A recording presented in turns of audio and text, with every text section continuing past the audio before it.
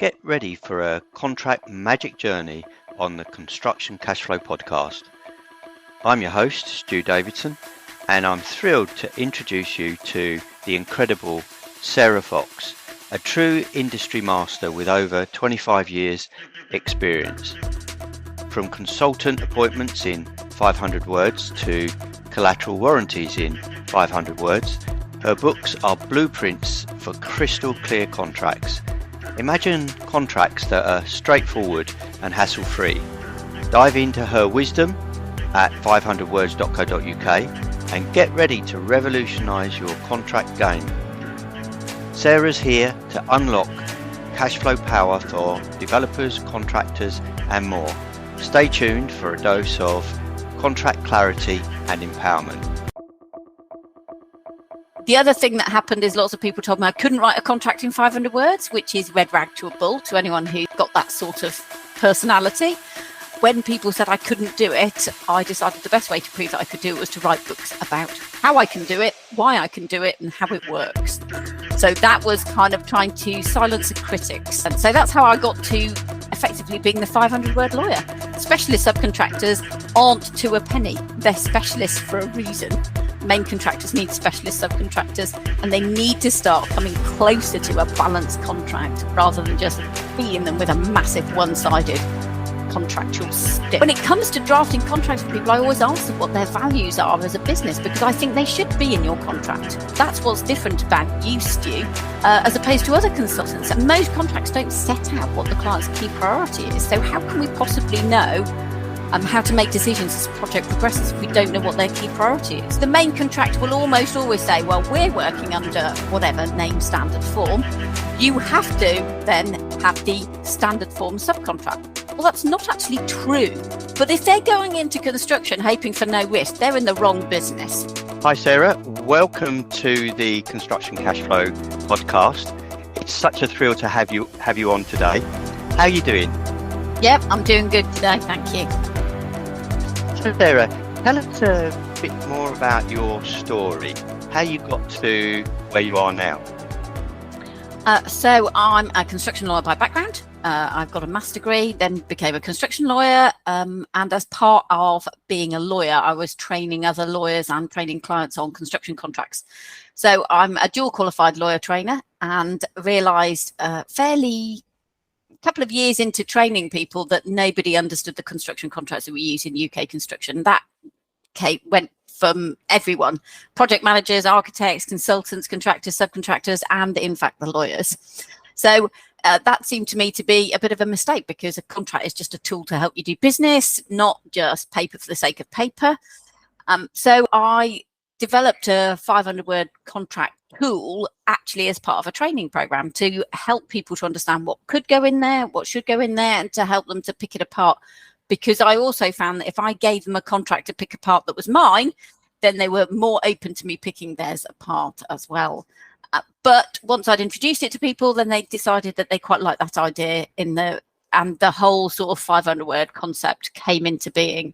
The other thing that happened is lots of people told me I couldn't write a contract in 500 words, which is red rag to a bull to anyone who's got that sort of personality.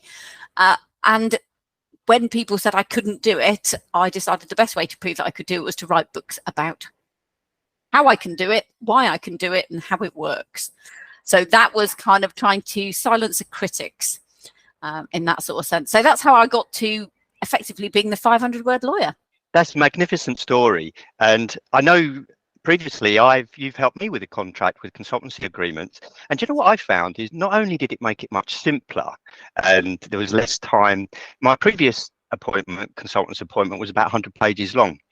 And what that meant was it was a long onboarding process.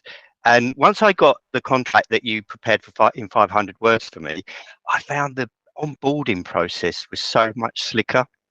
Yeah. And yeah, in fact, I lost contracts, some commissions when I had the old long one, which I gained when I had the short one. So I think it's really interesting, because although most of the contracts I write aren't 500 words, it's more of the framework starts at 500 words.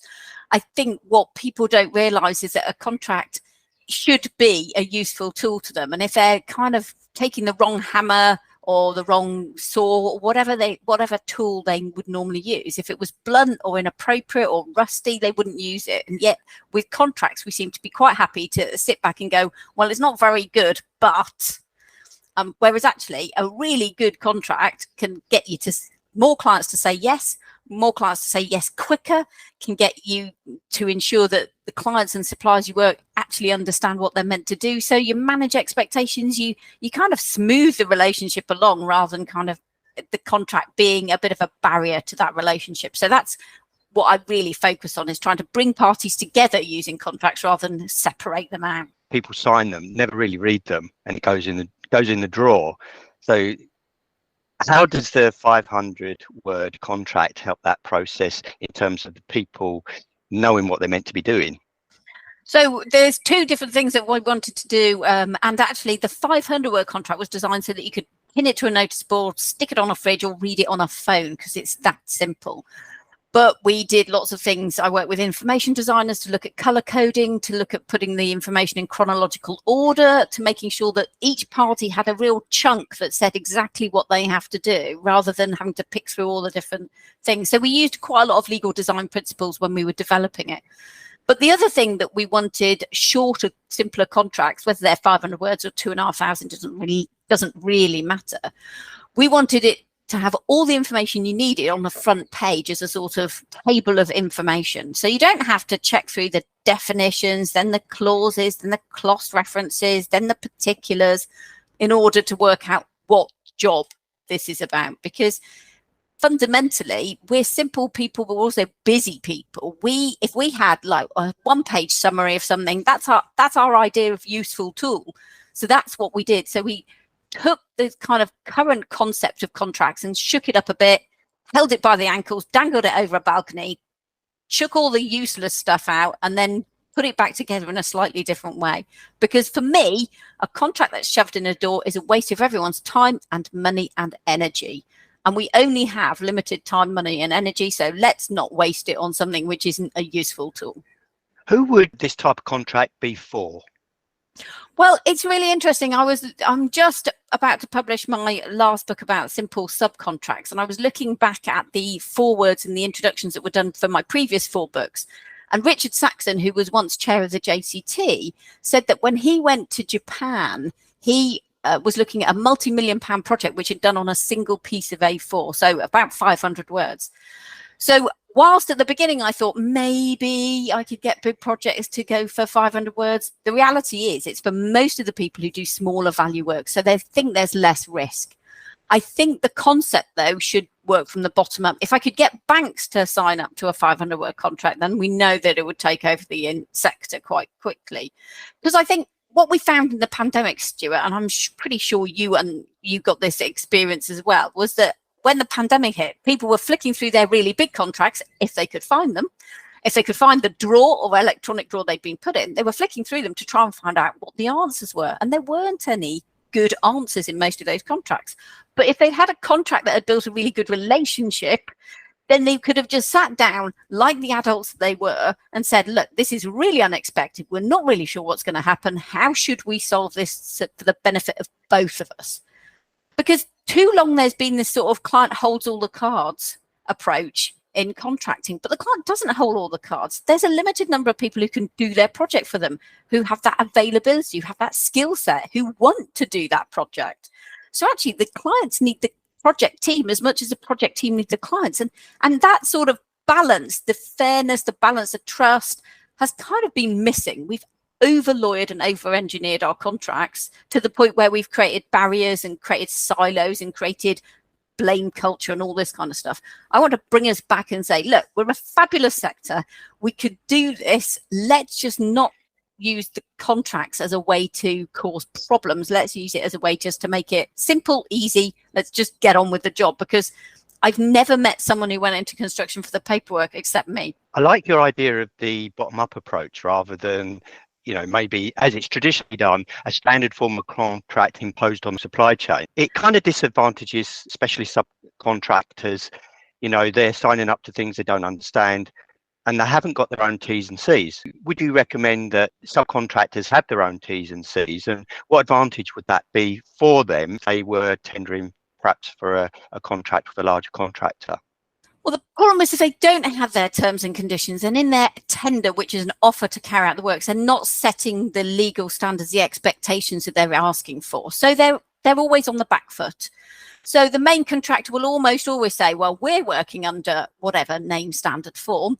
You have to then have the standard form subcontract. Well, that's not actually true. They want you to have the standard form subcontract because they think it's the best way that they can minimize their risk. But if they're going into construction hoping for no risk, they're in the wrong business. So let's avoid the idea that they can just pass risk seamlessly without accepting any. So subcontractors, if they've got their own terms, they're setting out their stall and they're saying, this is how we want to do business with you. And they can have simple terms that say when they want to get paid, how they want to deal with processes, how much notice they want before they get on site, the kind of things that are important when it comes to running your business. Getting paid on time, cash flow, all that stuff. And I think having their own terms means they've actually thought about it, and they can be treated a bit more seriously or taken a bit more seriously, but also to say, right, now that we're going into a negotiation because you like our scope, you like our price, you like our program, we've got one set of terms, which is your terms, which is maybe one-sided, and we've got our sets. How can we meet in the middle? Because the reality is a lot of contractors will just bully their subcontractors and go, you have to sign up to our terms. You have to do it this way. And I've seen a subcontract recently that said we only pay by check. That's nonsense. They don't pay everyone by check, but they want to pay their subcontractors by check because it gives them a bit more time before that money comes out of their bank account. But that, again, is using a subcontractor as your cash flow. Why would they do that? So a lot of contractors are sort of just playing a game. They're playing a contractual game. They're not being fair, but subcontractors can start to set the agenda. And eventually, main contractors might go, actually, we quite like these simple contracts because they're easy to get agreed. They cover most of the bases. We know that the commercial relationship is probably more important than the legal terms anyway. If we don't spend so much time, energy, and money negotiating these complicated subcontracts, we can then put that time, energy, and money into resolving issues as they happen on the project. Where would we rather spend our money? On a bunch of lawyers and publishers of standard form contracts to create really complicated stuff, or in the project, on the project team, making sure that it all goes smoothly? For me, I know where they should be spending their money, which is why I want to give them the tools and the skills not to spend huge amounts of money on lawyers to get complicated contracts, which they then never use, but to actually take control, be empowered. This is part of running a business. It's a tool. Why don't you should understand it just the same way you understand everything else. The specialist contractor knows their trade, and they know the best way to go about the trade and perhaps the best way to draft their contractual obligations, for example. Because main contractors don't realise they could gain a lot from that if they sat down, as you say, at the beginning, and who's going to do what, where, why, and when. Contract needs to cover certain precedents, sort of Construction Act or what have you. Construction Act doesn't always, like any act, it's not bulletproof, and it doesn't always work in the way that's best for each individual project. It's kind of a sweeping type of contract, but the principles are there. But how can that be reinforced in a short contract, but also how the parties are going to behave with each other if something comes up? So the Construction Act only really deals with two aspects of the construction process. So they're not, one of them is payment. I know payment is critical. It's the biggest single cause of disputes globally across any sector is payment, when you're going to get paid. Now, the Construction Act has got some pretty gluey terminology when it comes to Construction Act, and the due date and the final date don't mean anything. Neither does notified sum, etc., etc. So what subcontractors can do is actually take the principles of the Construction Act and set out how they want to get paid and how those payment notices, payment applications, and invoices will work for them. So they actually focus on the payment bit. When it comes to disputes, they can simply say that if we have a dispute, we'll go to adjudication under the scheme, because that's good enough. You don't need to mess with the adjudication process very much. So why would you? There's too much interfering for interfering's sake in quite a lot of the time. But that's only two aspects of a project. It doesn't deal with things like extensions of time, defects, remedies, and we have all sorts of processes in construction which keep us away from disputes in courts. And they're really useful to kind of reflect who should be taking the risk, who should be bearing the cost and time consequences of those. And actually, if you write them in a short contract, it's easier to pick them out, because you don't have to go through the long list and, clause 2 and clause 4 of JCT to work out when you're going to get time and money. You've just got them written down. You've got a simple process. So, most people want their lives to be made easier, not more complicated, because we live in quite complex times. So why would we want to make it harder to do business, harder to do projects, harder to, have a nice relationship with somebody? We don't. Specialist subcontractors aren't to a penny. They're specialists for a reason. So we need to reflect the fact that actually main contractors need specialist subcontractors, and they need to start coming closer to a balanced contract rather than just beating them with a massive one-sided contractual stick. It's often said that find clients that share your values. It's quite an important thing. How can you, through a shorter contract or taking this approach, how can you identify with that, maybe a client that shares your values? Is there a place for setting out those values, or even the mission of the project within that shorter agreement?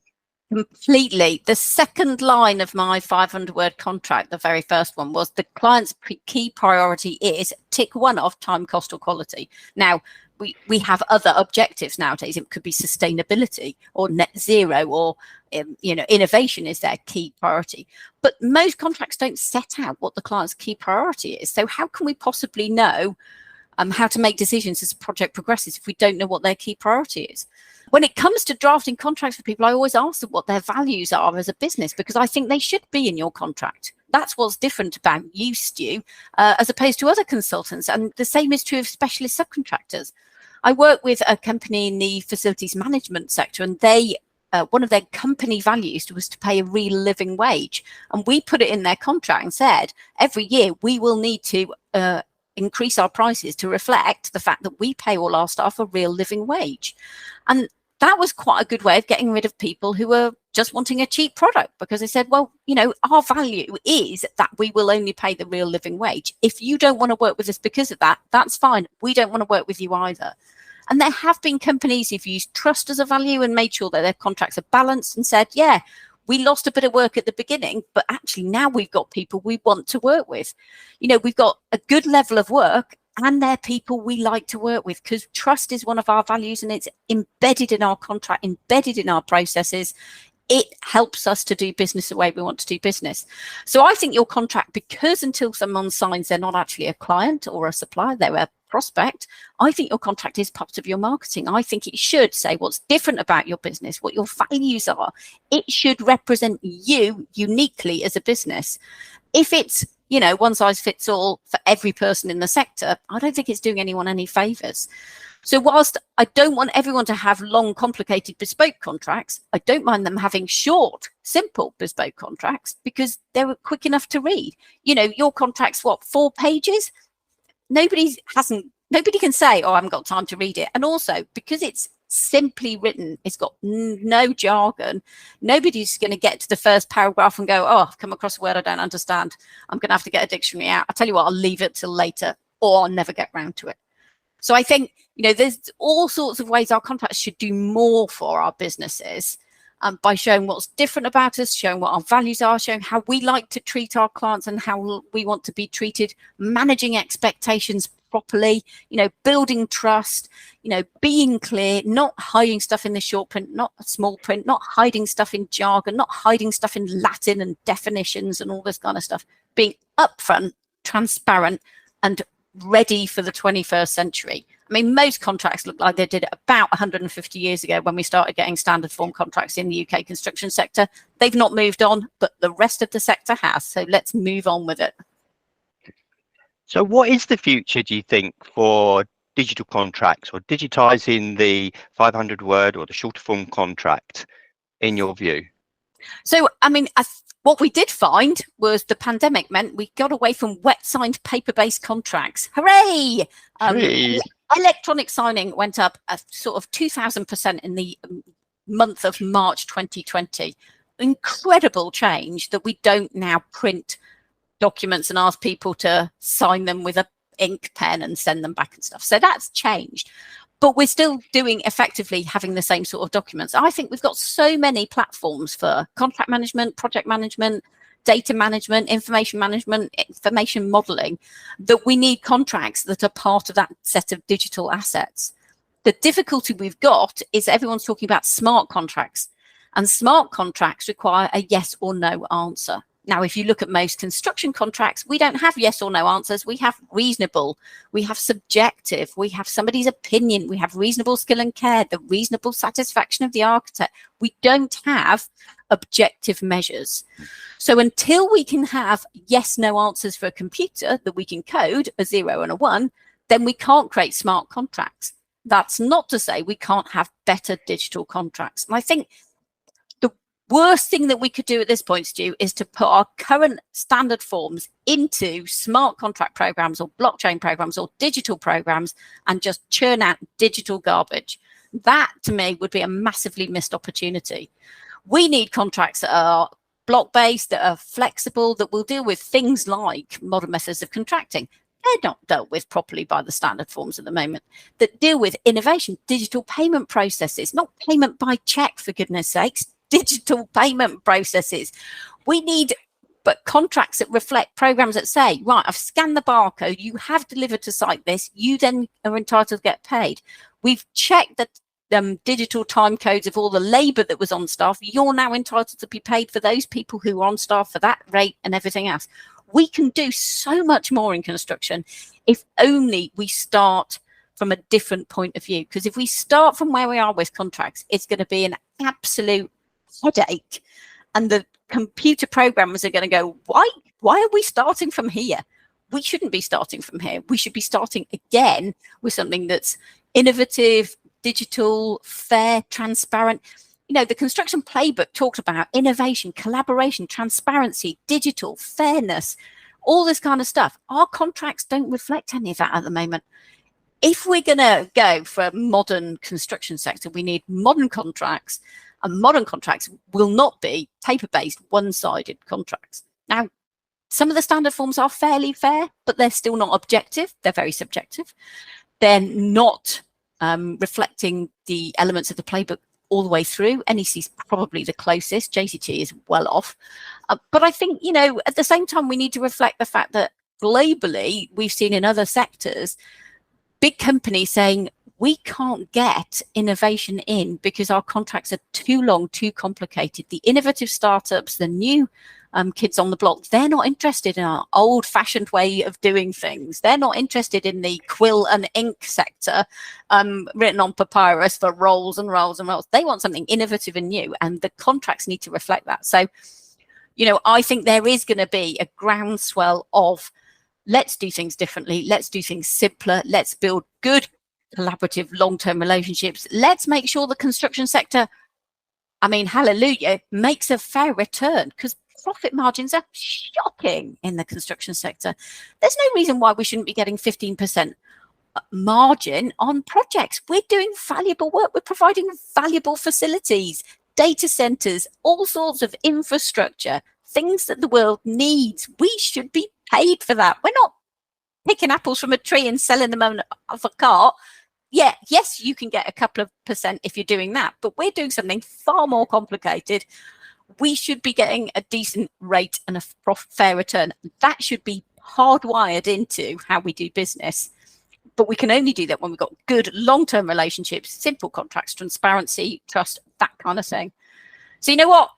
I think all of it will come of age. Whether or not I'll live to see the day when it comes of age depends partly on how long I live, but also partly how quick it is, because change can happen overnight like it did in the pandemic when we went to e-signature. It can happen extremely slowly. And the construction sector has a mix, and I'm not quite sure where we are on the spectrum of mix.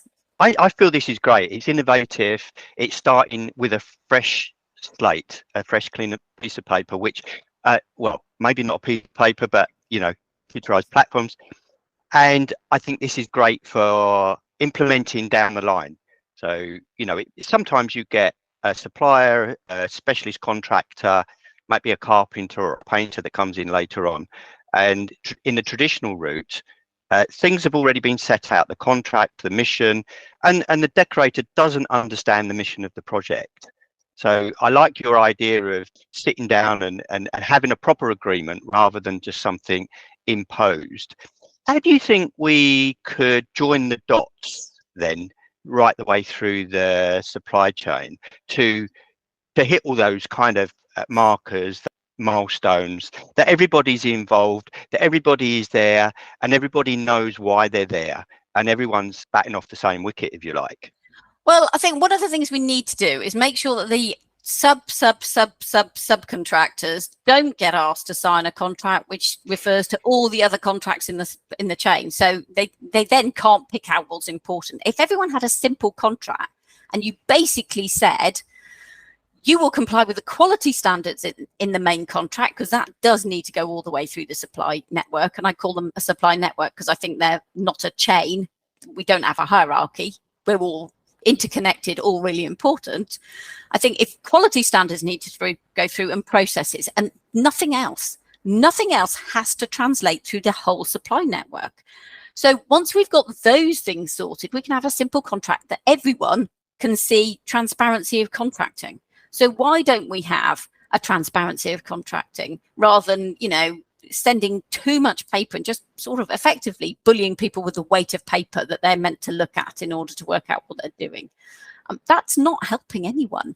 We can have simple contracts, processes that make sense to everyone in the supply network. So there's, fairness, transparency, openness.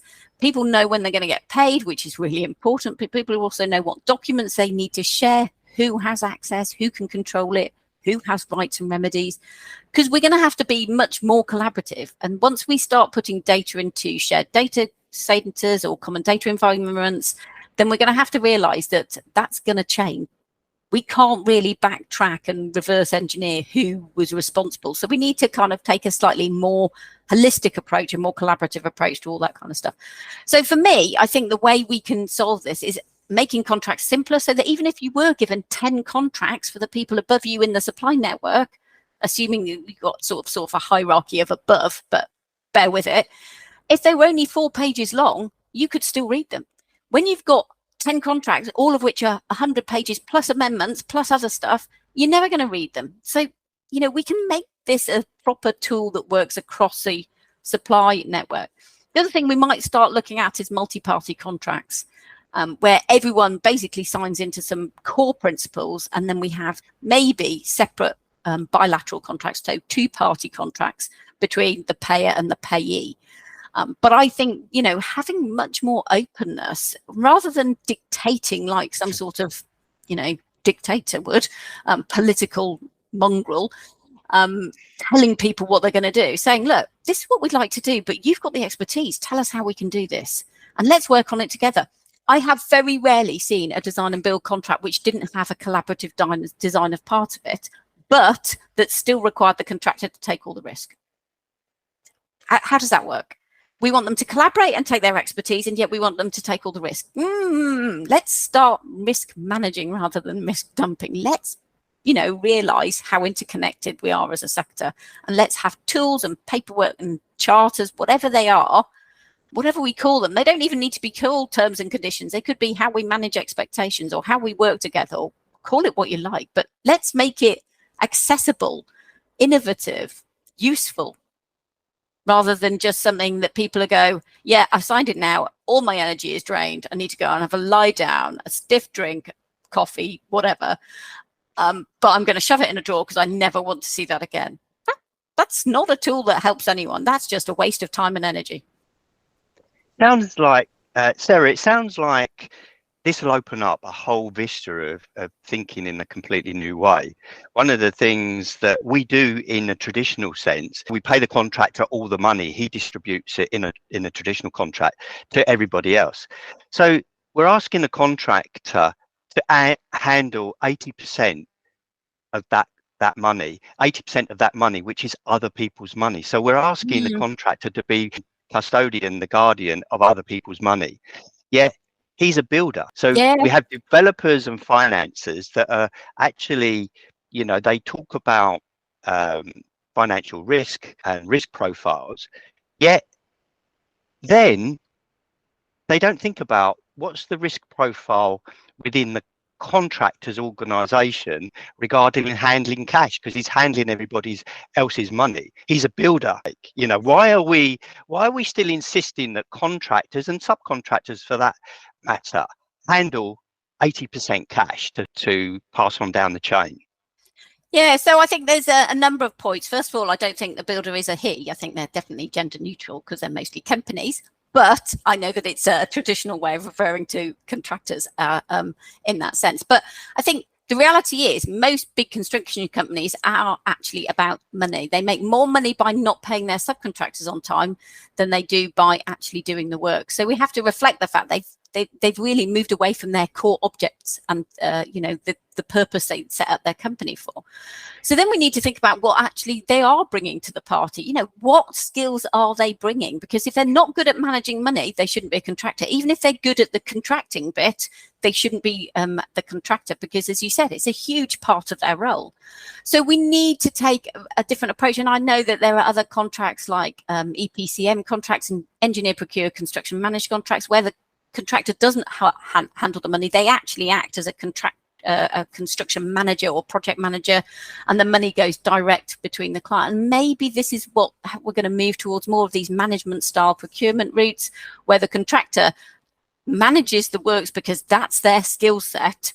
Money doesn't pass through them, so it doesn't get caught up in that whole process. Now the construction manager, the contractor could get more money this way because they're getting paid a proper fee for the skills that they're bringing, and the same is true of all the subcontractors. So we don't know what's going to bring, but we know that the heady days of lump sum contracting have had a bit of a knock recently with the increased material costs. Some material costs were going up 60% in 3 months. People aren't so happy about the idea of fixing a price for the future because we don't have the stability and the certainty of pricing. So I think that over the course of the pandemic and collaboration and lots of other things, and with the view to net zero and all the other things that the construction sector is going to have to do and to solve its own skills shortage, we may be on the brink of a revolution in terms of the tools that we currently use. Now, I'd like to say that I'm leading a one-woman revolution in contracts. At the moment, it's still a one-woman revolution, but if anyone's happy to join me, I'd be happy to have them, because I think it's really important that we use contracts to drive all these different bits of change that we want to see in the industry. And I think contracts can do that. They can change behaviors. They can subtly change the dynamics. They can put the power back for the subcontractors and suppliers and stop them being trodden on or bullied by the bigger companies. But I think they can also help to ask questions. They can say, why do we do it this way? Is this really the best way to be doing things? Because around the world, they don't all sign really 200-page contracts in order to do projects. So how did we get to where we are, and why is it not best practice? So I think there's a debate to be had, but I still think that, we need to work for the future and kind of future-proof ourselves, rather than every 5 years wait for another set of standard forms to come out, which we all have to understand and buy and everything else. And, we're being dictated to by the publishing companies. I'm not sure that they've necessarily got the best interests of the sector at heart. It's interesting that you talked about and touched upon behaviours and cultures. And typically, thank you for picking me up on the gender neutral issue, and I called the builder a he. Now, that's just an example of how, old habits die hard. And so what do you think we could do to address those old habits, the old cultural ingrained way that we work in construction? Well, I suppose one of the questions is, does the contract change behaviours? And we pretty much know that on no project is the contract the source of a dispute. The source of the dispute is people's behaviours. Now, contracts can help to identify behaviours they want to have more of and to identify behaviours we want less of. That doesn't necessarily work unless everyone's read the contract. So if you've got a massive project team of hundreds of people on site, but only 2 people who actually aren't even site-based have read the contract, that doesn't work. So there's no reason why, if we had simpler contracts, everyone couldn't have read them and set behavioural rules that we expect. Because if it was like a coaching relationship, a one-to-one relationship, we would set behavioural rules. We'd set expectations. We'd say how we want people to behave. At the moment, most of the contracts assume behavioural standards are good practice. I think that's probably an assumption too far. I think we need to set it out, have maybe sector-wide standards for behaviours, a bit like the considerate contractor scheme, but, across the project team, so that we actually have a discussion and debate and says, this is how we would like to be treated.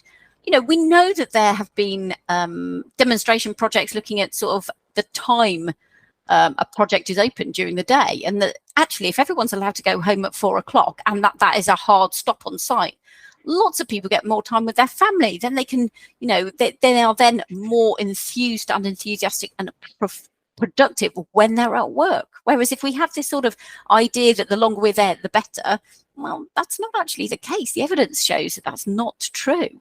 So there's all sorts of best practice snippets going around and demonstration projects and stuff, but we're not actually seeing that change coming through. There's no reason why you can't put in a contract if you're a client that you don't want any retention, that the subcontractors shouldn't have retention. I know Network Rail has tried that sort of thing. I know you can make sure that big clients can say, well, we're not going to put fitness for purpose in because we think that's a big stick to beat contractors with, and it ends up only with the insurers anyway. But also we could say, and we want you to have family friendly policies. But quite often they say, oh, you need to see our policies. Well, policies, people don't read them.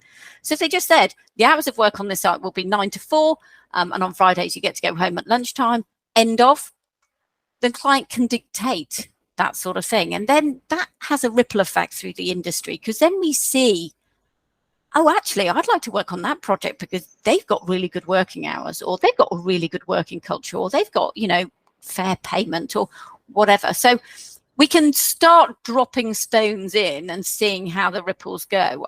We can't tell where the ripples will go and how big they will be necessarily. I don't think we necessarily need big stones. I think we need maybe lots of little ideas which come together to actually make the difference. But cultural change is always going to be difficult to achieve, whether it's through contracts or legislation or anything. I think, cross-sector change is difficult to implement. Clients have a big role to play with this, so do their funders, but also subcontractors and specialists also have to take responsibility for saying, no, I'm not putting up with this anymore. We need change, and I think it's going to be good for the whole sector. So I'm going to say, I want change, and I'm prepared to be an ally or a vector for change.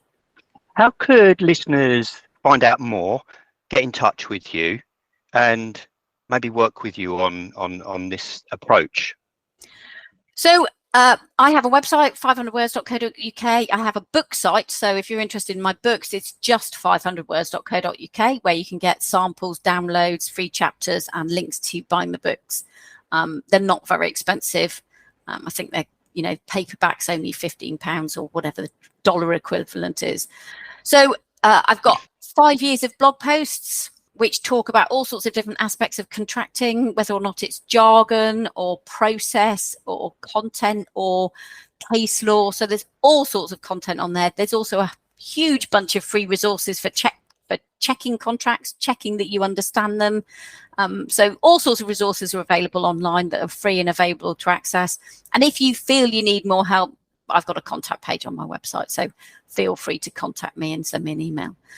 The other thing that I'm interested in doing is actually spreading the news wider. So that's why I appear on podcasts, but actually speaking at conferences and speaking at events and talking to people about contracts, about how important the content, the branding and the process is for building good long-term relationships is what I want to do, because then I can talk to more people, reach more people at the same time, and get everyone in an organization on board. I have had big corporates come to me and say, well, I'm really interested, but I'm not sure I can sell it internally. invite me to your conference and I can persuade them. So if you're part of a big company, invite me to a conference. I can persuade them. I can show them the difference. I can infuse and inspire them. If you're part of a smaller subcontracting, part of a trade association, the same applies. Because I've worked with the Federation of Master Builders for the last 5 years, trying to make sure that their contracts are good tools for their membership, rather than good legal documents. Because there's a subtle difference. A contract is a tool for the members and for the users. It is a legal document, but legal doesn't have to come first. It's not the top priority, because we know that the vast majority of projects don't end up in a legal dispute. So we should create tools for that sector, not focus on the very small number that might go to court, and therefore draft them for the court judges and the lawyers and everyone else. The users are far more important. I think the data, which is a rough guess, is something like 0.0007% of contracts signed globally end up in a serious dispute. So if it's that small a number, why are we drafting the vast majority of contracts for that legal dispute and legal enforcement basis? Why aren't we drafting them for everyone else who uses them day in, day out? They never have a problem. They've never had an issue. They've solved any issues they've had really quickly. Why aren't we drafting for those people, the pragmatic people, rather than the legally twitchy people? I'm totally with you on that one, Sarah. So, time for a quick fire round? Yes. How do you start your day? 4 days a week, I start my day with a run, maybe followed by a Zoom fitness class or a swim, and then it's a single espresso and a cup of herbal tea. When are you most productive? Definitely in the morning. What's something new happening in your life right now? I'm planning a 4-month cycle to Istanbul next year on a tandem with my husband. What does adventure look like to you? It looks like a 4-month cycle to Istanbul on the back of a tandem. But yeah, generally tandem cycling is pretty much high on my list of adventure. What thing would you love to do that might surprise your friends and family? I'd love to do an ice mile swim, which is swimming a mile in water under 5 degrees centigrade. Name a challenge you overcame that changed your life. About 20 years ago, I slipped 2 discs and had 6 months lying in bed. I overcame that through running, which was counterintuitive for a lot of people, but running changed my life. What inspires and motivates you? What inspires and motivates me, a lot of it is about creating useful things. I want to empower people rather than take it on myself. So I know a lot of lawyers say, oh, we'll do that for you, but I want people to be able to do it themselves. So I want people to be empowered to be their best selves and to focus on what matters to them at work, which is generally not the paperwork. What does success mean to you? It means having fun, achieving your goals, whatever your goals might be. What advice would you give to your younger self? I'd say don't sweat the small stuff. I was quite a worrier when I was a child. I was anxious before exams. I was anxious before the start of school. My mum could see it. My mum was a teacher. She knew when term was coming. She didn't like how it affected me. And I've chilled out quite a lot. My 18-year-old son says, if you wouldn't worry about it tomorrow, don't worry about it today. And I wish I'd taken that advice when I was 18. Sarah Fox, you're a real inspiration, a breath of fresh air. Thank you so much for coming on the podcast. You're more than welcome, Stu. It's been a pleasure. You've been listening to Construction Cashflow. Hit the subscribe button if you haven't already done so you never miss an episode. And remember, the faster cash flows, the faster wealth grows.